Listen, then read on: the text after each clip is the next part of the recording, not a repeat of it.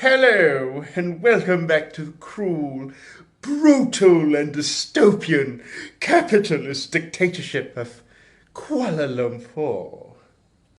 I hope you're having an amazing day, because if you're having an amazing day, I'm having an amazing evening. And if I'm having an amazing evening, you should also be having an amazing day.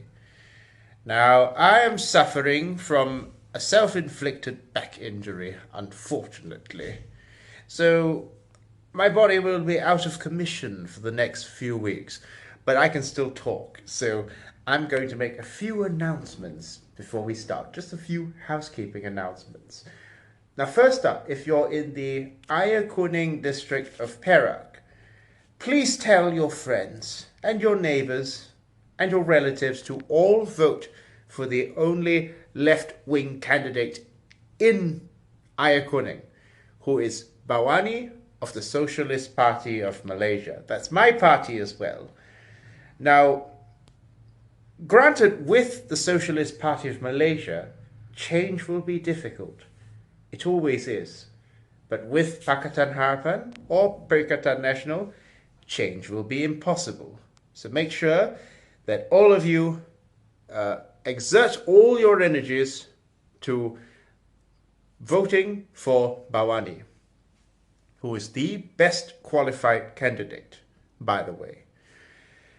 And if you could chip in a bit of money, not to me, not asking you to donate to me, but to the Socialist Party of Malaysia's campaign, you can talk to them and they will give you the bank details. Please do chip in to the Socialist Party of Malaysia. We don't accept donations by big donors. The Socialist Party is upheld by the common folk like you and me. So that's the first housekeeping detail out of the way. Now, the second housekeeping detail that we need to talk about is a very, very important Sino-Malaysian joint venture. Now, many of you are aware that the President of China, Xi Jinping, is in Malaysia for a 3-day visit. And this is a very exciting time in human history for Malaysians. Decades are happening in weeks.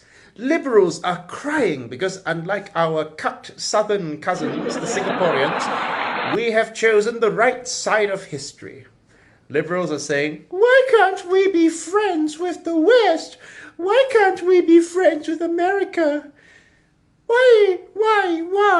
Now we're going to get sanctioned. Well, I say, bring on the sanctions. Bring on the tariffs. Because we do not need the United States anymore.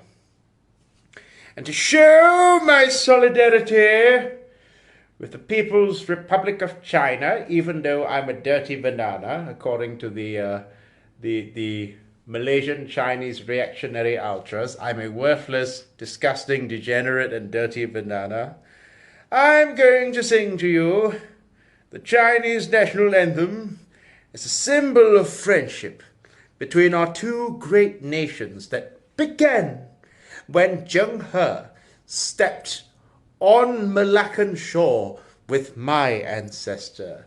Yes, I'm a Peranakan. So let's begin. 起来，不愿做奴隶的人们，把我们的血肉筑成我们新的长城。马来西亚民族到了最危险的时候，每个人被迫着发出最后的吼声。起来，起来，起来，我们万众一心，冒着敌人的炮火前进，冒着敌人的炮火前进，前进，前进，进。Okay, thank you. Without further ado, let's begin our video. Hello and good afternoon. Welcome back to the brutal capitalist dictatorship of Kuala Lumpur. I hope you're having an amazing day, because if you're having an amazing day, I'm having an amazing day. If I'm having an amazing day, you should also be having an amazing day. It's bloody blazing hot in this cruel dystopian capitalist dictatorship, isn't it? Oh my goodness, if there's one thing Malaysia is not blessed with, it's having weather that's moderately bearable. Oh, it's hot. But I will endure the heat of the sun. I will endure the blazing hot sun that's hot enough to fry an egg for your sake, because I like you very much. So, before we start today's video, make sure you subscribe to my channel. Click subscribe, it's not hard. Click the subscribe button and share this video. Thank you very much. Woo! I found a shaded spot. It's much more comfortable and much nicer and more pleasant to be in this shaded spot, you know. I do feel sorry for the delivery people and manual laborers who have to endure the heat of this blazing sun, but that's what you get for being so close to the equator. Okay, today's video is going to be an analysis of class in Malaysian society. First of all, I'm going to talk about what we mean by class, what class is and what class isn't, and how the B40, M40 and T20 definition of class that we use to categorize different socio-economic stratas in Malaysia is an inadequate definition, which does not sufficiently educate Malaysians on what a class really is. Now, as I've mentioned, without further ado, make sure you subscribe to my channel. Now, I've probably repeated this for the umpteenth time, but the history of all hitherto human society is the history of class struggles. So this is basically the Marxist view of the world, summed up in one sentence. The idea that throughout history, the evolution of human society has been pushed forward not by great men, great individual men or women, but rather by the antagonisms between different classes or different strata in society, which eventually lead to an irreconcilable contradiction that creates a clash between two classes, resulting in a seismic change in society known as a revolution. And these classes differ depending on the epoch of history. So ever since the advent of class society, with the introduction of slave society, you had the slaves fighting against the slave masters. And then that ended in the creation of what we call feudal society, which is basically the peasants versus the feudal lords, such as the knights, the sultan, the king, the pembesar, that means the ministers, I'm using Malay terminology, and so on and so forth. The antagonism was then between the peasant and the feudal lords. And this resulted in another seismic change known as the French Revolution, which was a class struggle that resulted in the overthrow of the feudal lords and the rise of a new ruling class known as the bourgeoisie, or the capitalist class. So, from that point, the peasant evolved into what we now call the proletariat, or the worker. But there are indeed many different types of classes in society. And first of all, classes are not only broken down into bourgeoisie and proletariat. And today, I'm going to tell you about the various classes in Malaysian society and how these classes relate to each other. And also, I'm going to explain to you what exactly a class is and what a class isn't. Stay tuned.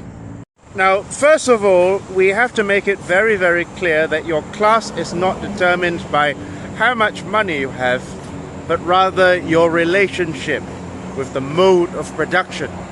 So, let's say we take caste society, ancient Indian feudal society, for example. A Brahmin might be an ascetic who doesn't have much money in his coffers, but he is still part of the ruling class, even if he renounces money. And in that particular point in time, basically the Brahmin, people like monks, nuns, and priests were the most important people in ancient Hindu society, even if they had no money at all in their coffers.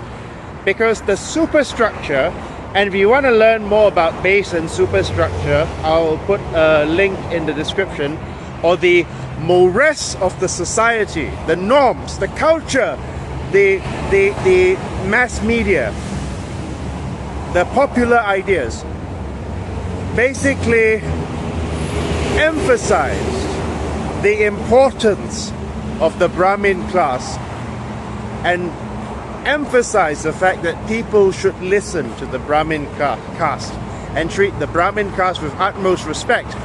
So even though technically they were poorer than the king, they were technically more powerful than the royals, even though they had no money.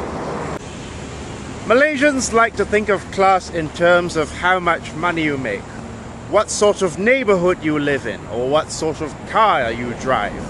For example, you are considered part of the bourgeois class from a Malaysian perspective if you have a lot of money and if you drive a BMW and you live in Putra Heights or Damansara Heights or Kenny Hills.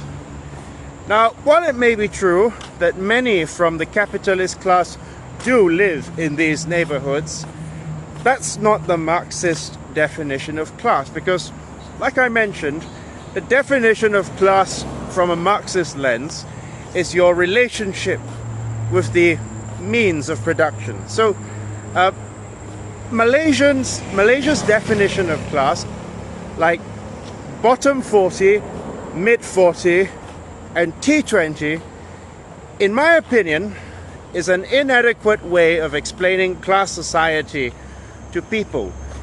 Because, like I said, the Marxist definition of class is not how much money you make, but rather your relationship with the means of production. And what society do we live in? Yes, we live in capitalist society. And what is the form of exploitation in capitalist society? That is right, it is wage labor. So if you hypothetically made $1 million a day from street busking, and you were a multi-millionaire from street busking, but you have not employed any wage labor, none of that money is acquired through the blood, sweat and tears of another human being, you are not counted as the capitalist class. Because to be part of the capitalist class, you actually need to own capital or private property, or in other words, something which can generate profit for you, whether that be a factory, a company, or a house that you rent out to someone. The capitalist class is basically the owner of the means of production.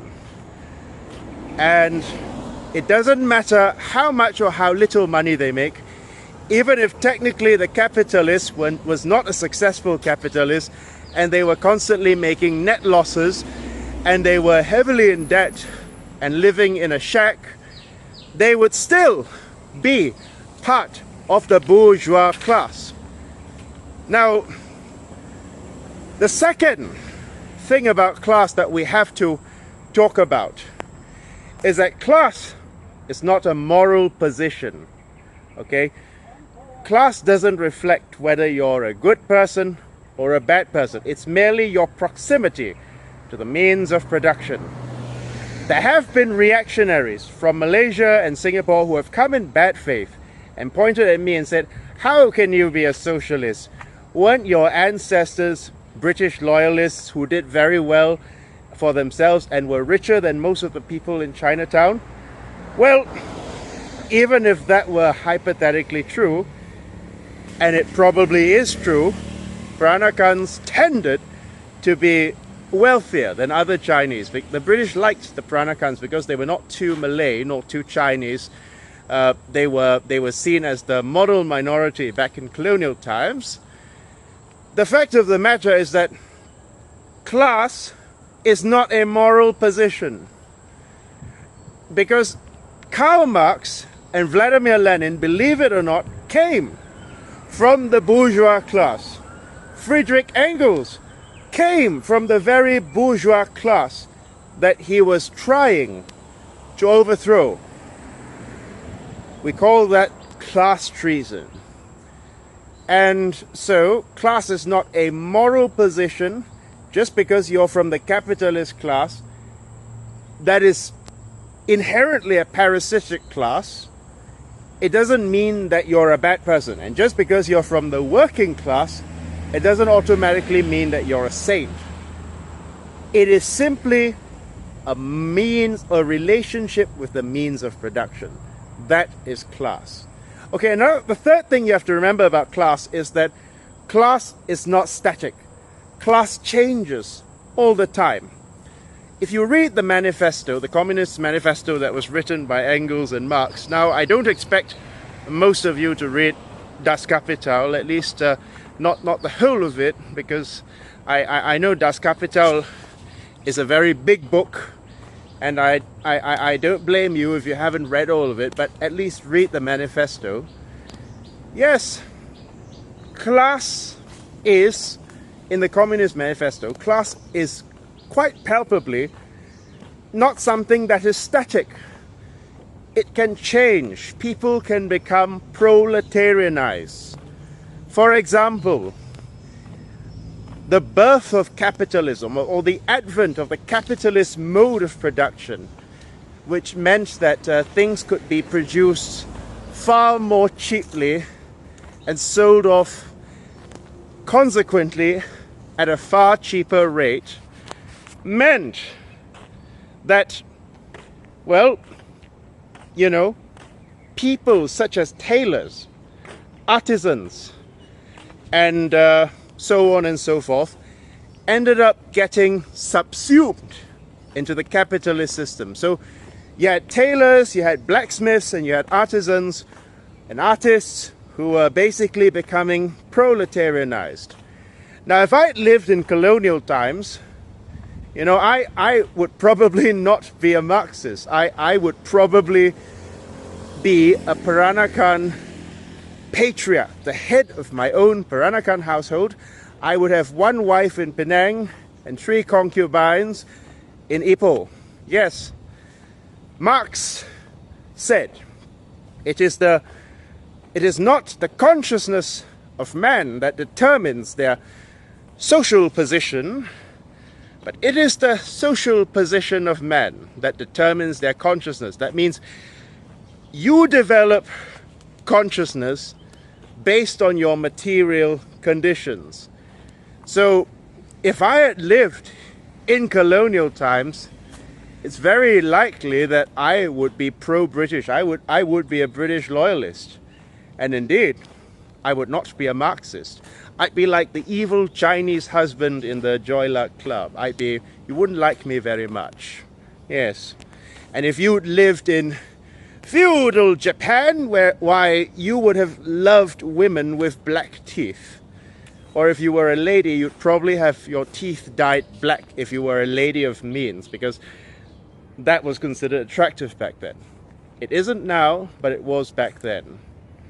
And another misconception, the last misconception that I want to talk about class that many Malaysian leftists and many Malaysian liberals have, is that race is a proxy for class. So many Malaysian liberals and leftists, because they see things in terms of a majority versus minority power dynamic, they tend to see the Malays as a ruling class and the minorities as the oppressed class. But that's basically an idealist liberal way of looking at it.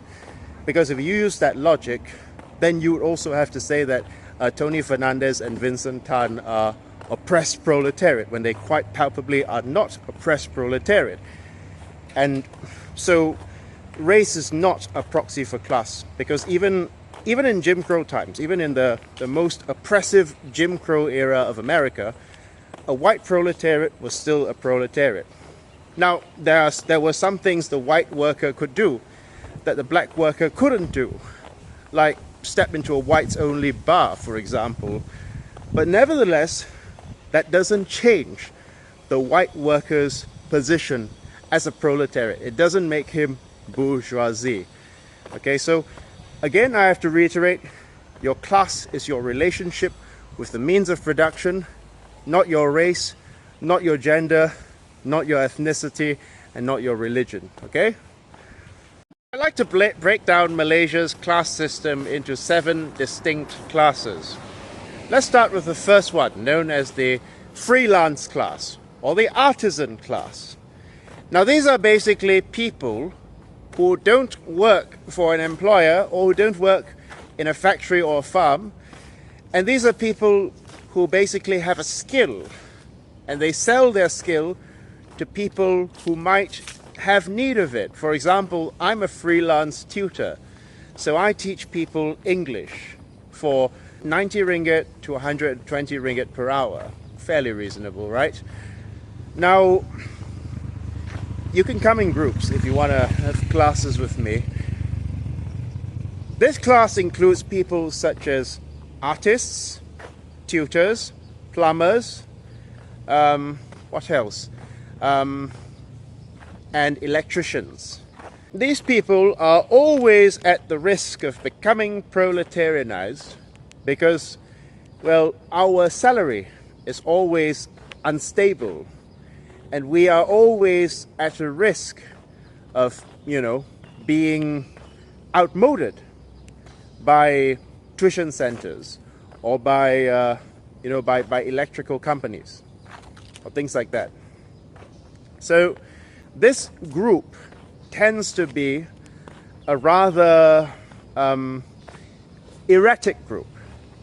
Whether they're reactionary or revolutionary, it depends on them personally, but they tend to be quite erratic in that sense. It's very difficult to say whether they tend to be reactionary or revolutionary, but let's move on to the next class. They are always at the risk of being subsumed by capitalism, or basically they are always competing among themselves, and they are always at the risk of being undercut by people who might offer a lower price. Now, anyone who tries to undercut me shall be sent to the gulag. Yes. But anyway, this class cannot be described as a capitalist class because they sell their skills, but they don't own means of production. So the money that we receive is meant to reproduce our existence. But we're not quite working class in the strict sense, since we don't earn a wage from an employer, because we are our own boss technically, but at the same time we don't boss over other people. Does that make sense? Now, the next class you have to think about is the feudal and the clerical class. I like to put them in together. Malaysia is a semi-feudal society, unlike Singapore, which is a pure capitalist republic. The superstructure of Malaysia is divided into 2 separate spheres, feudalism and capitalism mixed together. You could also call this a constitutional monarchy. But in Malaysia, the monarchs exercise a far greater degree of power, especially in the southern state of Johor. The capitalist class, of course, is the next class that we're going to talk about. The capitalist class, or the bourgeoisie class, are people like Mahathir Mohamad, Vincent Tan, Tony Fernandez. Now, these are people who own the means of production, such as factories, companies, and farms.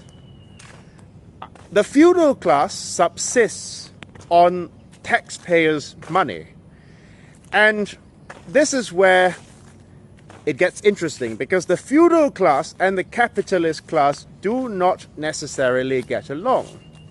In fact, while, sometimes the capitalist class does use the feudal and even the clerical class to maintain legitimacy. For example, if you want to sell a particular type of food, you might want to get that food halal certified. There is tension between the feudal and the capitalist class, because the feudal and the clerical class view the capitalist class as basically a thorn in their side that is going to basically undermine their power, their state power. And the capitalist class views the feudal class as an outmoded group of people. In fact, there's a story that goes when one of the diplomats from the Middle East did not like our first Prime Minister, Tunku Abdul Rahman, because Tunku was quite a liberal man, and he drank whiskey, and he did things that would be construed as degenerate in the Muslim world. So this diplomat goes to the king and he demands that the king sack the Tunku.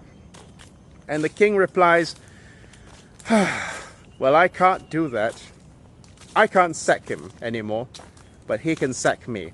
Which just proves that the bourgeoisie or the capitalist class has indeed overcome the feudal class due to the change in the mode of production towards capitalism.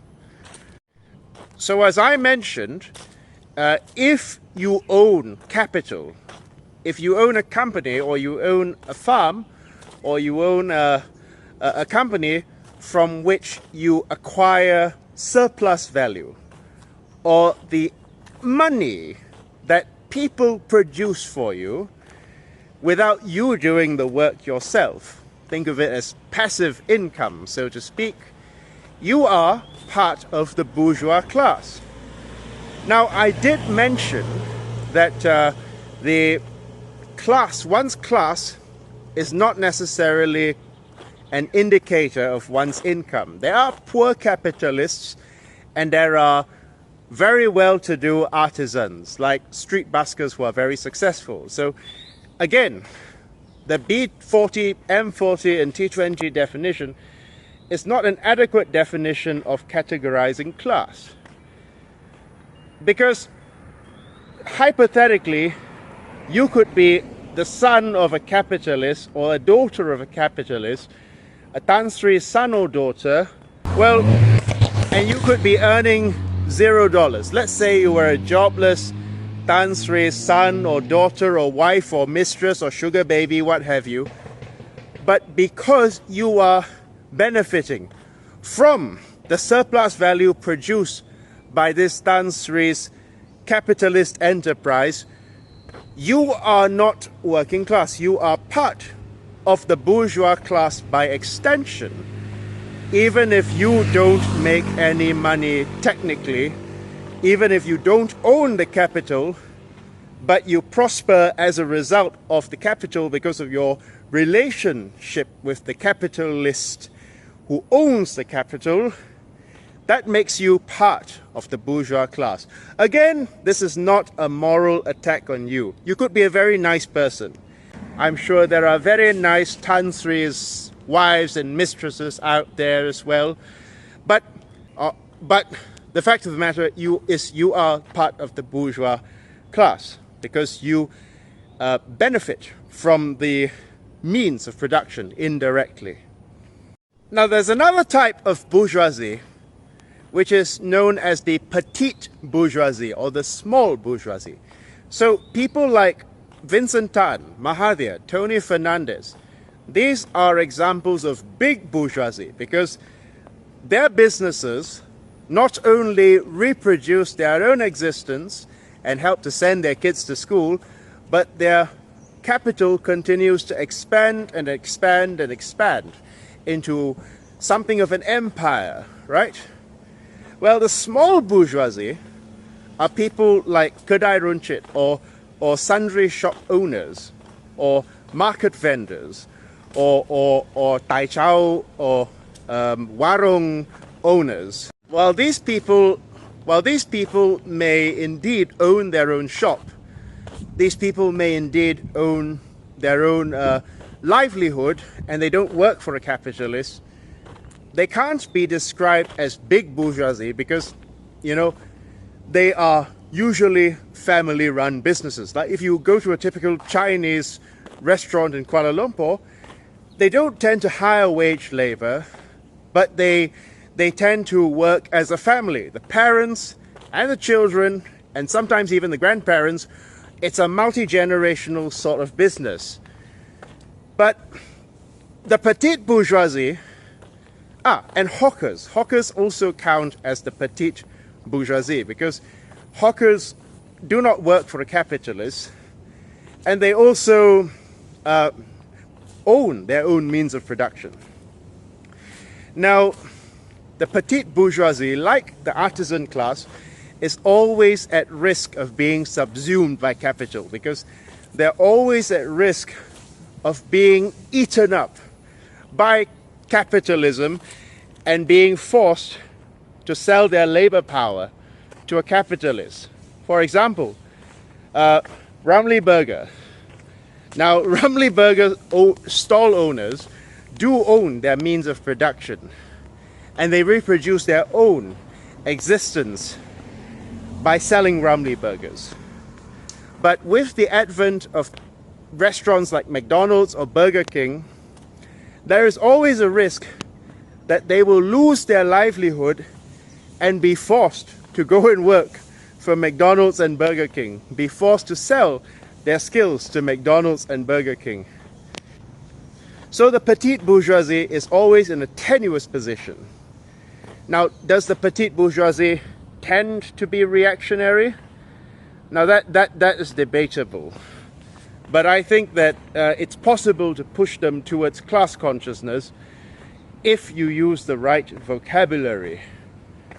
Now, the next class I would like to talk about is the PMC, or the professional managerial class, which is, in my opinion, the most reactionary of all the classes. Now, when I say they are reactionary, what I mean is that they are less likely to support a socialist revolution because this class, while not being part of the capitalist class because they don't own means of production, does tend to have the most to lose out of a revolution. This class does tend to have the biggest rice bowl of all the classes that are not capitalists. These would be people like financial consultants, bankers, lawyers, what else do we have? We have managing directors, marketing executives, and CEOs. This group is known as the professional managerial class. Now, while many great revolutionaries did indeed come from the PMC, like Lenin, for example, was a journalist. A lawyer, sorry. Lenin was a lawyer, for example. Marx was a journalist. The fact is that, the vast majority of people from the PMC do tend to be reactionary. And it's not an attack on their moral character, but rather it makes sense from a logical point of view to not support something that might topple your rice bowl. So just like Malcolm X talked about the field slave and the house slave, and how the house slave is more likely to be loyal to the master than the field slave, the professional managerial class is much more likely than the blue-collar workers, like factory workers, or bus drivers, or construction workers, to be loyal to capitalism because they tend to be a more comfortable strata of workers that tends to be better paid. You can also describe them as a labor aristocracy, in a sense. Marx and Engels refer to them as the labor aristocracy. But some of the professional managerial class, like engineers, dentists, and doctors, do tend to be essential. They are essential. So it's not like every single PMC person is working a bullshit job, but things like CEO, managing director, these are all bullshit jobs that will be abolished under socialism. We will repurpose these people for more productive work, basically. But yeah, the PMC does tend to be very much more reactionary than other groups.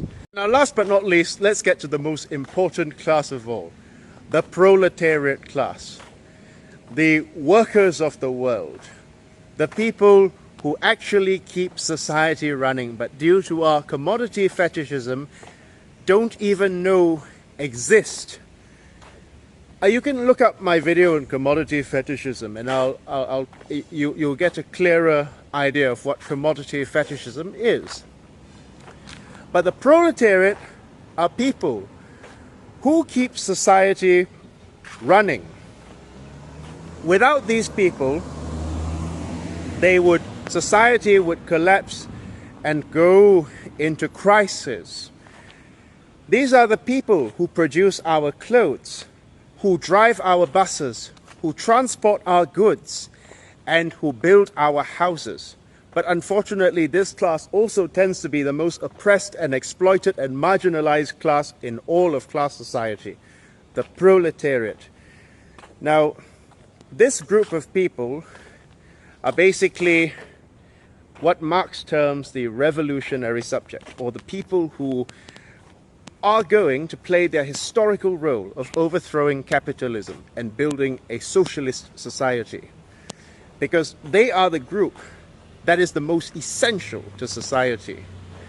Now, I know that many many white-collar people, like, they get very, very irritated by this. People like professors, people like accountants and teachers like myself, they get very annoyed when we say that they are not proletariat.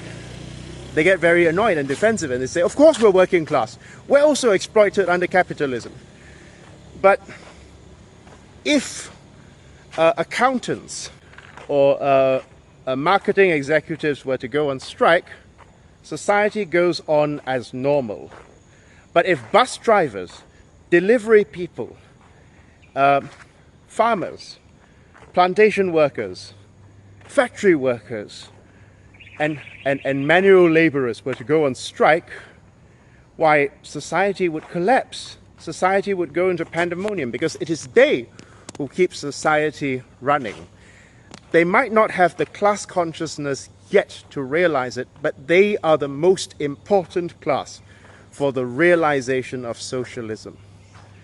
Now, there are two types of proletariat. The mainstream proletariat and the lumpen proletariat. The lumpen proletariat are what Marx refers to as the dangerous class, which is basically declassed elements of society, like soldiers who have come back from a war and find themselves unemployed, or vagabonds, or prostitutes, or gangsters, or alongs. These are fundamentally people who have been thrust into their position due to their harsh material conditions, but they can serve reactionary intrigue if not pushed in the correct direction. So, when Marx, for example, talks about the lumpen proletariat, this can be said to be like a precursor, if you will, or a foreshadowing of fascism, basically.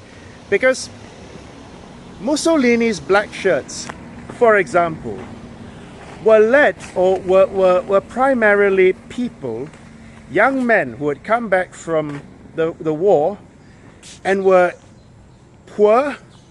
They felt marginalized, and they felt that they'd sacrificed for a country that didn't care about them. So there comes the fascist leader like Mussolini, and he offers them better material conditions in exchange for their services to be his hired thugs. So the proletariat is indeed the most revolutionary class of all, but we need to be careful that they do not have the false consciousness of the lumpen proletariat, which can unfortunately push them towards serving reactionary intrigue. But I am confident that our Malaysian proletariat will have the correct line, and I'm confident that our Malaysian proletariat will indeed play their historic role of overcoming the capitalist mode of production and making themselves the new ruling class. So I hope this has given you a clearer picture of class, and it has helped to clear up some of the misconceptions of what class really is. If you enjoy my content, do subscribe to my channel. It is ever so pleasing to see more people subscribing to my channel. And I just want to say thank you for listening if you've got this far. And I want to end this video by saying that Marxists do not pity the working class. We do not feel sorry for them. That's the liberals' job. The liberal feels sorry for the working class, but we admire the working class. We see them as the strongest arm of our society, the strongest arm of revolution that will tear down the old world and create a new one. And like I said, your class is not set in stone, and your class doesn't define you. So just because you come from the PMC class or the artisan class or even the bourgeois class like Friedrich Engels, it doesn't mean that you don't have revolutionary potential. You can be a class traitor and you can go against the interests of your own class, because the downfall of capitalism will be a team effort of all classes. But the class that will lead the vanguard is the proletariat class, because it has the least to lose and the most to gain. Thank you for listening. Have a wonderful day.